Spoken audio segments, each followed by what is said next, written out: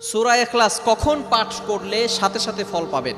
সূরা ইখলাস হচ্ছে পবিত্র কোরআনুল কারীমের ভিতরে ছোট্ট সূরা যে কয়টা আছে, সূরাতুল আসর, সূরাতুল কাউসার, সূরাতুল ইখলাস। এই সূরা ইখলাস হচ্ছে সবচেয়ে ছোট সূরার ভিতরে অন্যতম একটি সূরা, তবে ফজিলত হচ্ছে অনেক বেশি। এই সূরাটা এমন একটা সময় আল্লাহ তাআলা নাজিল করে দিয়েছেন যখন আল্লাহ রাসূল সাল্লাল্লাহু আলাইহি ওয়াসাল্লাম মানুষের কাছে দ্বীনের প্রচার করতে লাগলেন, মানুষের কাছে দাওয়াত দিতে লাগলেন আল্লাহ তাআলার। তখন কাফেররা আল্লাহ রাসূল সাল্লাল্লাহু আলাইহি সাল্লামকে প্রশ্ন করল যে, মুহাম্মদ, আমরা তো কোটি কোটি দেব দেবতার পূজা করি, তারা আমাদের সব সমস্যার সমাধান দিতে পারে না। তুমি যে আল্লাহর দাওয়াত দাও, সে আল্লাহ কয়জন? সে আল্লাহর ছেলে মেয়ে কয়জন? সে আল্লাহর পিতামাতা আছে কিনা? এই ধরনের প্রশ্ন যখন করেছে, তখনই আল্লাহ পাক রব্বুল আলামিন এই সূরাকে নাজিল করে দিয়েছেন। কুল হুয়াল্লাহু আহাদ আল্লাহুস সামাদ লাম ইয়ালিদ ওয়া লাম ইউলাদ ওয়া লাম ইয়াকুল লাহু কুফুয়ান আহাদ।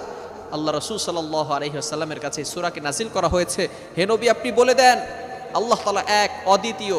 আল্লাহ তাআলার সাথে কারোর সাথে শরীক করা যাবে না। সবসময় খেয়াল রাখতে হবে, আল্লাহ তাআলা এক, অদ্বিতীয়। তার কোনো ছেলে সন্তান নাই, তার কোনো মেয়ে সন্তান নাই, তিনি কারো থেকে জন্ম নেন নাই এবং তার থেকেও কেউ জন্ম নেয় নাই। আল্লাহ তাআলার পরিচয় সূরার ভিতরে রয়েছে।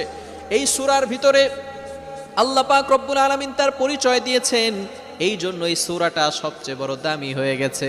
যদি কোনো ব্যক্তি এই সূরাটাকে একবার পাঠ করে, তাহলে পবিত্র কোরআনুল কারীমের 10 পারা কোরআন পড়লে যে সওয়াব হয়, সেই সওয়াব আল্লাহ তাআলা তার আমলনামায় দিয়ে দেন। বানিয়ে বলছি না, আল্লাহ রাসূল সাল্লাল্লাহু আলাইহি সাল্লাম নিজে বলে দিয়েছেন। মুসলিম শরীফের 811 নম্বর হাদিসের ভিতরে আসছে, যদি কোনো ব্যক্তি একবার সূরা ইখলাস পাঠ করে, পবিত্র কোরআনুল কারীমের 10 পারা পড়লে যে সওয়াব হয়, সেই সওয়াব তার আমলনামায় দিয়ে দিবেন।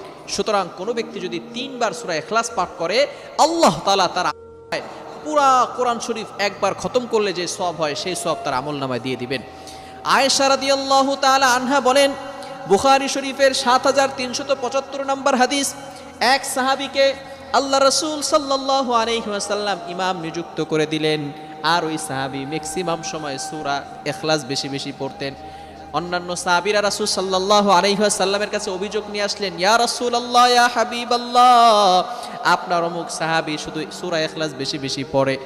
রাসূল সাল্লাল্লাহু আলাইহি সাল্লাম তাকে জিজ্ঞেস করলেন, কেন তুমি সূরা বেশি পড়ো, সূরা ইখলাস বেশি পড়ো?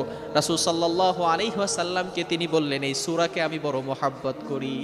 আল্লাহ রাসূল সাল্লাল্লাহু আলাইহি সাল্লাম বললেন, এই সূরার মহব্বত তোমাকে জান্নাতে নিয়ে যাবে। বলেন সুবহানাল্লাহ। এজন্য এই সূরা ইখলাসের ফজিলত অনেক বেশি। কখন করলে আমরা বেশি ফল পাবো? এই সূরা যদি কেউ একবার 10 বার পাঠ করে, আল্লাহ তাআলা তার জন্য জান্নাতের ভিতরে একটা বালাখানা তৈরি করে দেন। কখন পড়বেন?